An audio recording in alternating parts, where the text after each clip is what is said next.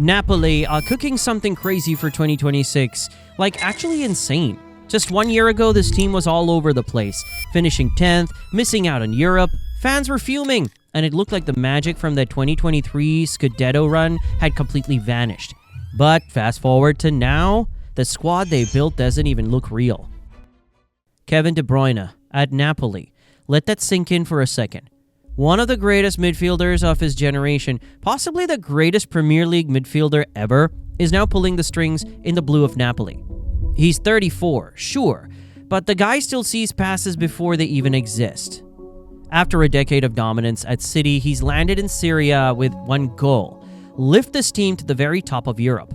And under Antonio Conte, that's a serious problem for everyone else. Then there's Noa Lang, the Dutch baller with that swagger and pace that defenders hate. Napoli lost Kvaratskhelia to PSG, but they didn't panic. They bought in Lang, who's got that same fearlessness. That cut inside and destroy vibe. He brings chaos every time he touches the ball. With De Bruyne feeding him, get ready for fireworks. At the back, it's looking rock solid again. Luca Marianucci, this young Italian center-back with real bite straight out of Empoli, is already looking like a future captain. And next to him, Sam Buchema from Bologna, another Dutchman with that no-nonsense style Conte loves. This defense isn't just about surviving, it's about setting the tone. And up top, Lorenzo Luca. The man is a tank, 2 meters tall, strong as hell, and actually has a first touch. Napoli brought him on loan, but if he bangs goals like he's been doing, they'll be begging to make it permanent. He gives them something they haven't had in a while, a real target man who can bully defenses and finish with style. All of this under Antonio Conte. Last season, he came in after that disaster of a title defense and said, "We need to learn from failure." And they did. He brought discipline back, he brought intensity back, and in just one season, Napoli went from a broken squad to Serie A champions again. Conte didn't just steer the ship, he turned it into a warship.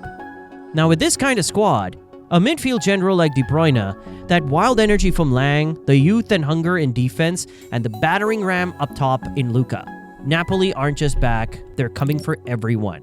And you tell me, does this squad look like they're just here for another league title, or are we looking at a serious Champions League contender here?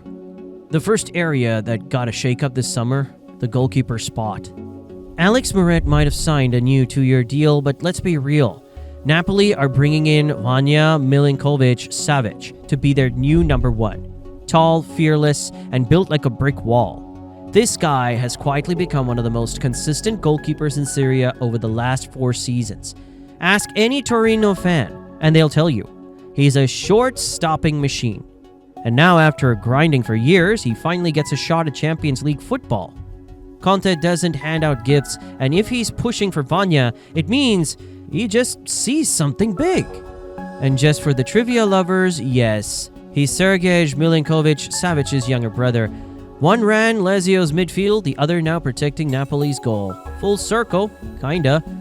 Over at the right back, it's business as usual. Giovanni Di Lorenzo, the skipper, the leader, the Mr. Reliable. He started 32 games in the title-winning campaign and hasn't shown a single sign of slowing down. If anything, with all the new talent around him, you can already imagine him bombing forward, linking up with De Bruyne and screaming instructions like a Napoli version of Kyle Walker. Now, let's talk center-backs, because Napoli's added some serious muscle at the back. First up, Luca Marianucci. Remember the name. Only 20 years old, but already one of Italy's top defensive prospects. Came through at Empoli looking like a young Chiellini. Aggressive, sharp, and completely fearless. He's not just here to sit on the bench. If Conte is going full Conte and switching to a back 3 like we all expect, Marianucci could slide in alongside Alessandro Buongiorno and Ramani. That's a mean-looking trio. Speaking of Buongiorno, Inter wanted him.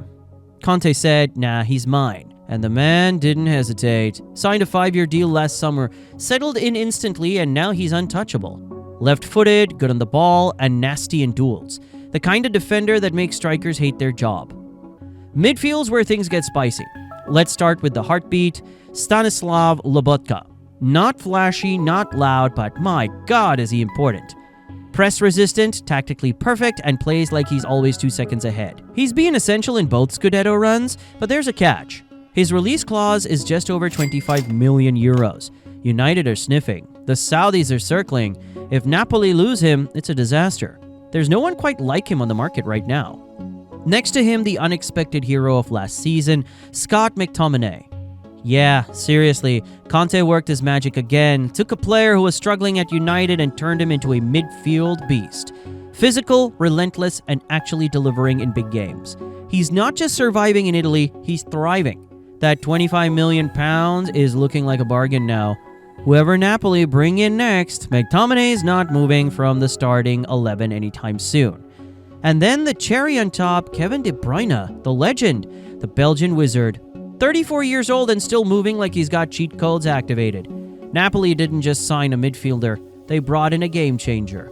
His vision, his delivery, his leadership, he's everything Conte could want and more.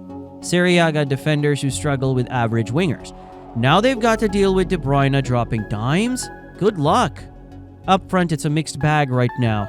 Matteo Politano was ever-present last season, played 34 games, gave you a few goals and assists, worked hard, but let's be honest, he's not striking fear into defenses. He's a Conte-type professional. Sure, if Napoli want to go deep in Europe, that right wing needs fire. On the other side, the whole Kvaratskhelia situation left a gap no one really filled.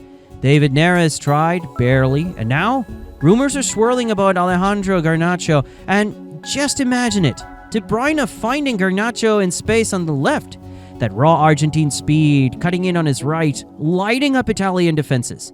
The link to Napoli might have gone quiet recently, but don't be shocked if it heats up again fast, especially with Chelsea locking down Jamie Gittins. Napoli's lane is wide open. And up top, Conte wants Darwin Núñez. You can almost see it already. That chaotic, unpredictable, electric Núñez energy being unleashed at the Stadio Maradona. He's explosive, runs like a madman, and has that Conte-style grit. The kind of striker who might miss the easy ones but bang in a screamer 60 seconds later.